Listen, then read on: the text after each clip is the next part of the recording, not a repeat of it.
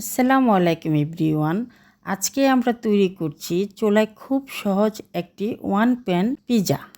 এখানে একটি বলে 3টা পিৎজা বানানোর জন্য দিয়ে দিব 2 কাপ পানি, 1 টেবিল স্পুন ইস্ট, 1 চা চামচ লবণ, 3 চা চামচ চিনি।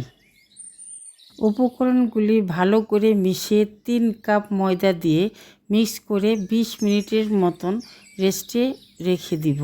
একটা পিৎজা বানানোর জন্য বুঝে শুনে উপকরণের পরিমাণ কমিয়ে নেবেন। ডোটা ভালো করে ফুলে উঠলে আবার একটু মতে নেব।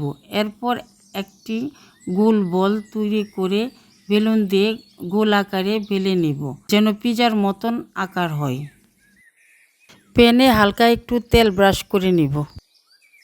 এরপর পিৎজার চারপাশের সাইডের এজগুলো হালকা করে ভাঁজ করে নেব।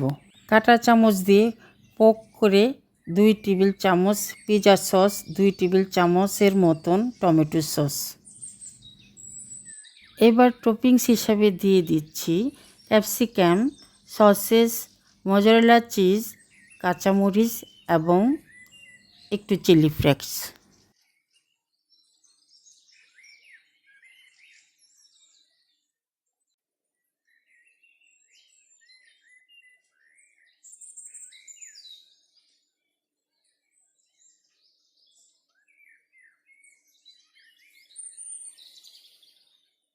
চুলায় মিডিয়াম আঁচে 3 থেকে 4 মিনিট বসিয়ে দিব। পিৎজার উপর হালকা গোল্ডেন রং চলে এলে বুঝে নিব পিৎজাটা প্রায় হয়ে এসেছে। তখন চুলা থেকে নামিয়ে গরম গরম সার্ভ করে নিব।